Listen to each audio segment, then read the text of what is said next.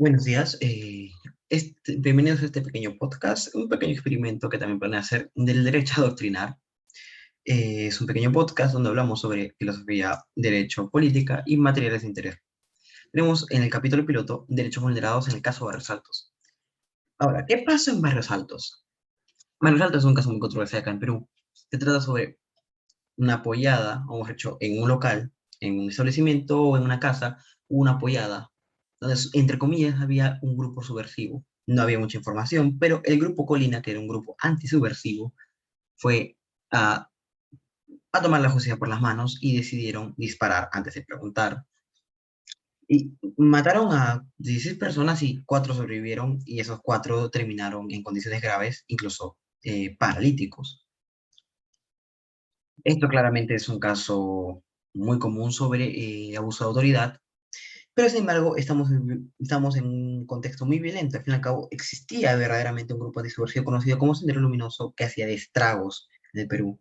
El gobierno quería deshacerse de ellos sí o sí. Así que básicamente el grupo Colina, un grupo antisubversivo, entre comillas, independiente, decidió tomar el caso por las riendas y matar y tomar la justicia por su cuenta. También esto pasó.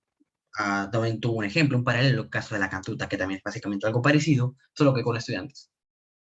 La cosa, el problema es que, aparte de todo esto, en vez de hacer una justicia, en vez de tomar una responsabilidad, el gobierno decidió crear dos leyes.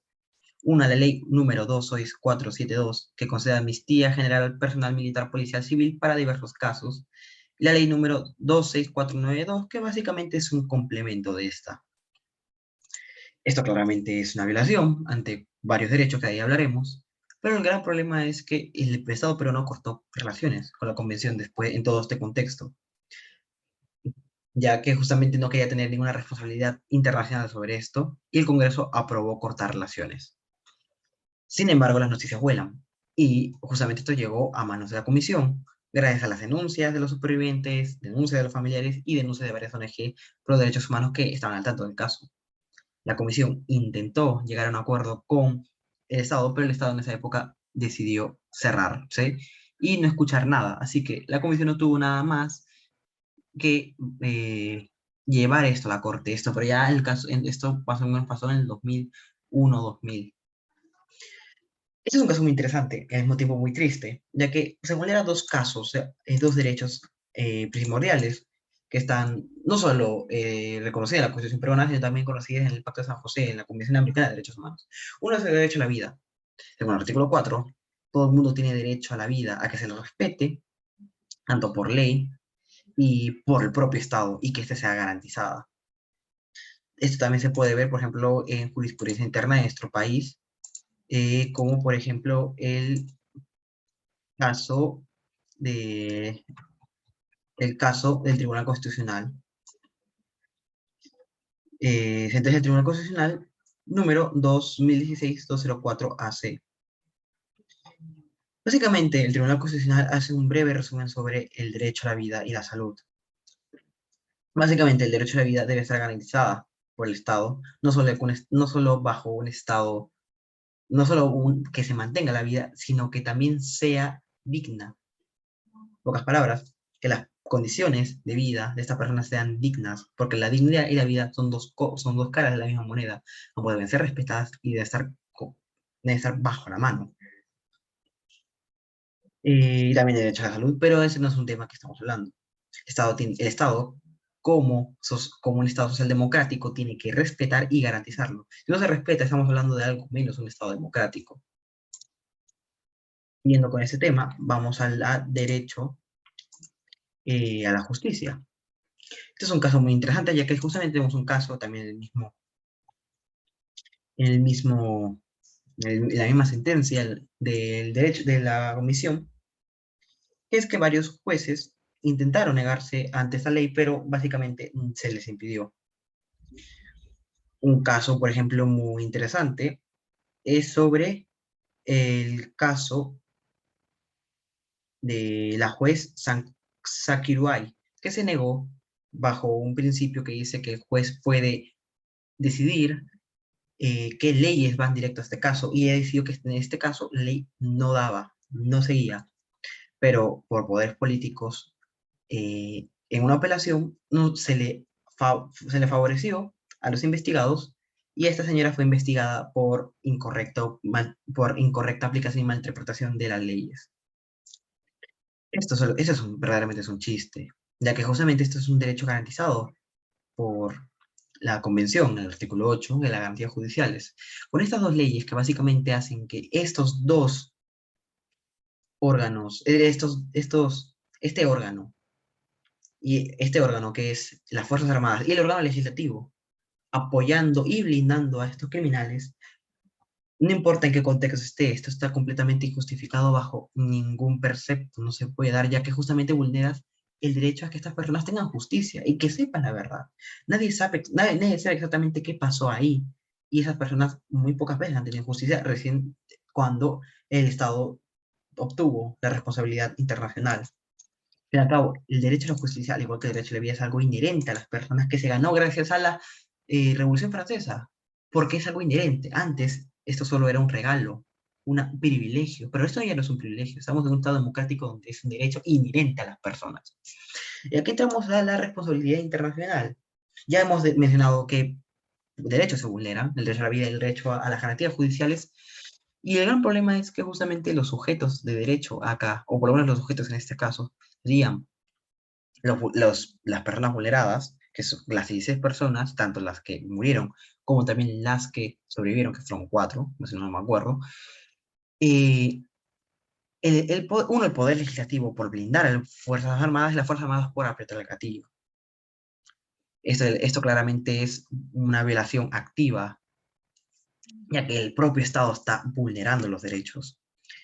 Y no solo eso, sino que en vez de garantizar, en vez de hacer un trabajo de garantizar los derechos o respetarlos, no es que no hacen los dos, ni garantiza, porque ni siquiera no controla las Fuerzas Armadas, ni respeta, ya que ellos son los primeros en lanzar la piedra.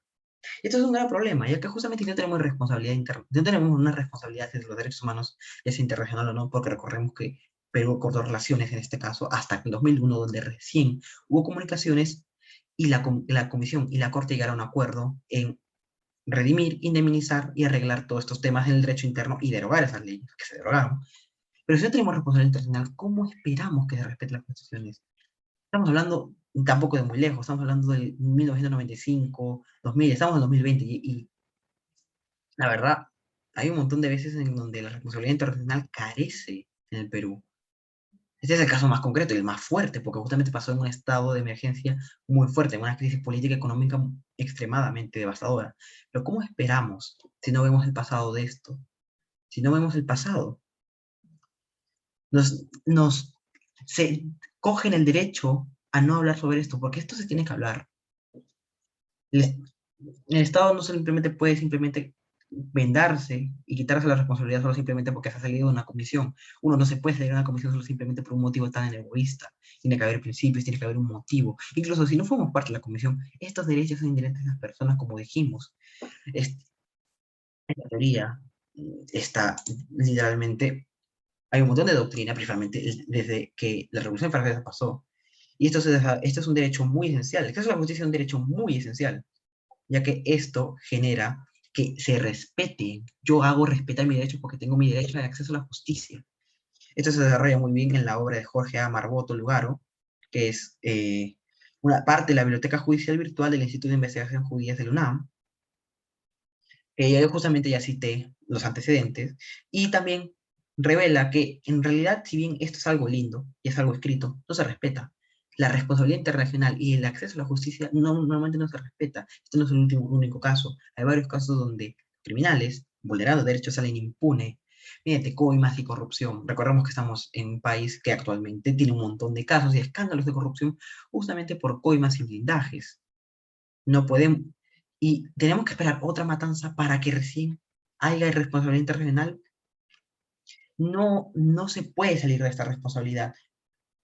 Como hay una máxima, y con esto termino, en el derecho que dice que no hay ley, no hay isla sin tutela constitucional. Pues lo traducimos al derecho internacional. No hay islas sin tutela de responsabilidad internacional. Cada uno debe ser responsable de lo que cosecha. Y si algo sale mal, simplemente no puedes derivarte, simplemente no puedes poner los pecados bajo la alfombra. Así que, usando mi derecho a adoctrinar, a dar conocimiento, y el poco conocimiento y humilde conocimiento que tengo sobre este tema, quiero pensar en cómo esto no se sabe mucho, o cómo la gente no habla, tanto en los colegios o en los institutos, sobre este tema. Ya sea porque es difícil hablar sobre los pecados de otros, o porque simplemente es indeseado. Pero da igual, el derecho, da igual, el derecho internacional se debe respetar, porque vivimos en una comunidad, no simplemente podemos ser oídos sordos. Y tampoco podemos simplemente ignorar este tema. Tenemos que dar a conocerlo, hablarlo, discutirlo, porque gracias a esto se prohíbe que gente como yo nos adoctrine. Yo ahorita mismo estoy dando conocimiento para que reflexionen y tengan un poco de conocimiento crítico. No me crean si quieren, porque fácilmente eso lo he investigado yo, pero busquen más allá. Pero bueno, yo solo simplemente estoy ejerciendo mi derecho a adoctrinar. Soy Luis Enrique, pues, paz. Buenas noches.